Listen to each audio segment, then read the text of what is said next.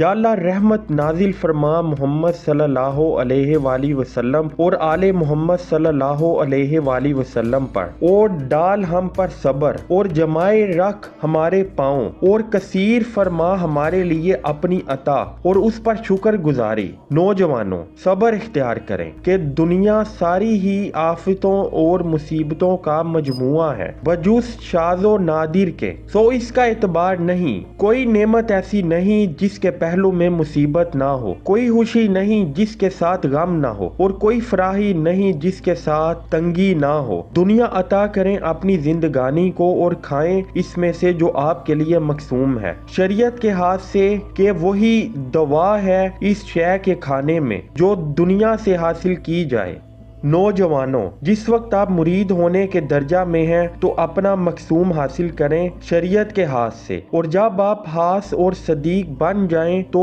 امر الہی کے ہاتھ سے مقصوم حاصل کریں، اور جب آپ ہو جائیں متی و واصل اور مقرب تو فعل خداوندی کے ہاتھ سے لے کر خود بخود آپ کا مقصوم آپ کی جانب پہنچایا جائے گا، اور حکم دینے والا آپ کو حکم دے گا، وہی آپ کو روکے گا، اور فعل حق آپ کے اندر حرکت کرے گا، اور آپ سے کام لینا آپ کا اپنا کام نہ رہے گا۔ مخلوق تین طرح کی ہیں، عامی اور خاص اور خاص الخاص، یعنی عام لوگ، خاص لوگ اور خاص الخاص لوگ۔ بس عامی تو وہ پرہیزگار مسلمان ہیں جو شریعت کو اپنے ہاتھ میں لے کر اس کا پابند رہتے ہیں اور اس سے جدا نہیں ہوتے، کہ عمل کرتے ہیں حق تعالیٰ کے ارشاد پر کہ جو کچھ آپ کو رسول اللہ صلی اللہ علیہ وآلہ وسلم عطا فرما دیں اس کو لو، اور جسے منع فرما دیں اس سے باز آ جاؤ۔ بس جب یہ اتباع شریعت پورا ہو جاتا ہے اور مسلمان اس پر ظاہر و باطن کے ساتھ عمل کرتے رہتے ہیں تو قلب منور بن جاتا ہے کہ اسے دیکھنے لگتے ہیں۔ پھر جب یہ شخص شریعت کے ہاتھ سے کوئی چیز لیتا ہے تو اس کا قلب اس سے استغنا برتتا اور طلب کرتا ہے حق تعالیٰ کے الہام کو، کہ اس کا الہام ہر چیز کو شامل ہے۔ چنانچہ فرمایا ہے کہ حق تعالیٰ نے الہام فرمایا ہر نفس کو اس کا تقوی اور اس کی بدکاری، پس اس کا قلب متقی بنتا اور منتظر رہتا ہے حق تعالیٰ کے الہام اور اس کی علامت کا ظاہر ہر صورت حال لے کر، اور وہ یہ ہے کہ اس کا دکاندار کی دکان میں جو کچھ مال ہے ظاہر حال اس کا گواہ ہے کہ اسی کا مملوک اور اسی کا مقبوض ہے، بس اس سے خرید کر استعمال کرنے کا شرعن اجازت ہے اور تقوی کا خلاف نہیں۔ یہ تو ابتدائی درجہ ہے مرید اور عامی کا۔ اس کے بعد لوٹتا اور اپنے قلب کے نور سے روشنی چاہتا ہے اور غور کرتا ہے کہ اس کے اندر قلب کے نزدیک کیا خرابی ہے،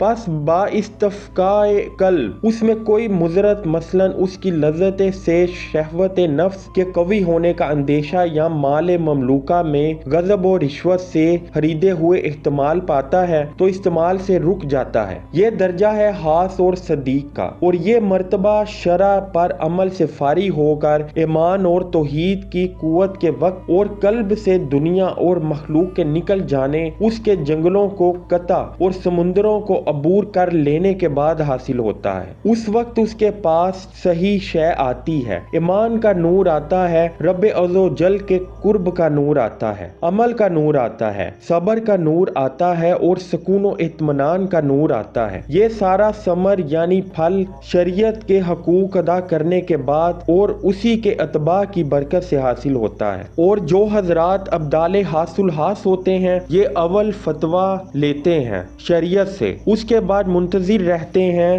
حکم خداوندی کے، پھر اس کے فعل کے، اس کے حرکت دینے اور اس کے الہام فرمانے کے۔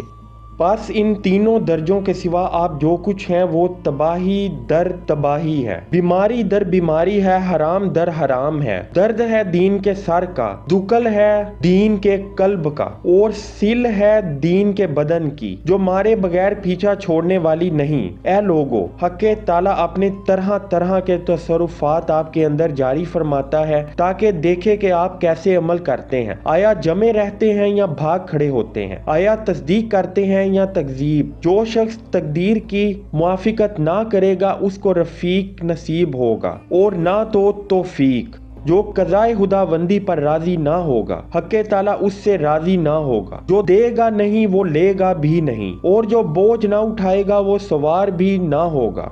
اے نادان، آپ چاہتے ہیں کہ جس شے کو چاہیں بدل دیں، کیا تو دوسرا معبود ہے؟ چاہتا ہے کہ اللہ عز و جل تیری موافقت کرے؟ یہ معاملہ برعکس ہو گیا، اس کا عکس کر راہ سوب پائے۔ اگر تقدیری احکامات نہ ہوتے تو جھوٹے دعووں کی شناخت نہ ہوتی، تجربوں ہی سے جواہرات کھلتے ہیں۔ آپ کا نفس جیسا حق تعالیٰ کے حکم پر راضی ہونے سے منکر ہے، ایسا آپ اپنے نفس کے منکر بنے، کیونکہ جب آپ اپنے نفس کو انکار کرنے پر قادر ہوں گے تو دوسروں پر بھی انکار کی قدرت رکھیں گے، یعنی نافرمانوں کو خلاف شرع امور سے روک سکیں گے۔ اپنے ایمان کی قوت کی موافقت تو خلاف شرع باتوں کو مٹا سکتے ہیں، اور جتنا اس میں ضعیف ہوں گے اسی قدر بزدل و مداحن بنیں گے، اور اپنے گھر میں گھس کر بیٹھیں گے اور ان کو مٹانے سے گونگے بنیں گے۔ ایمان ہی کے پاؤں ہیں جو انسان جنات دونوں قسم کے شیطانوں کی جنگ کے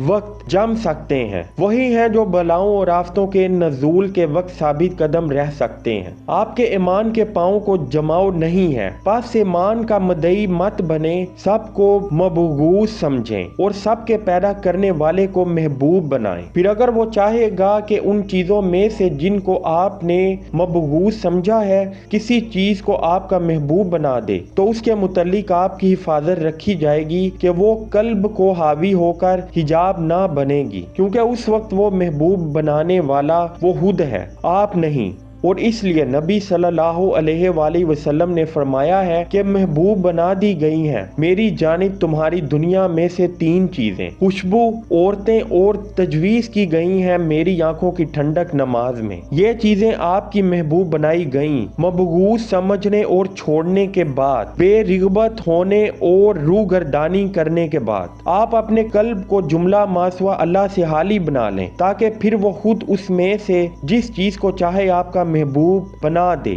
اے میرے اللہ، ہم کو صحت عطا فرما، اپنے ساتھ رکھ اور دے ہم کو دنیا میں بھی بھلائی اور آخرت میں بھی بھلائی، اور بچا ہم کو دوزخ کے عذاب سے۔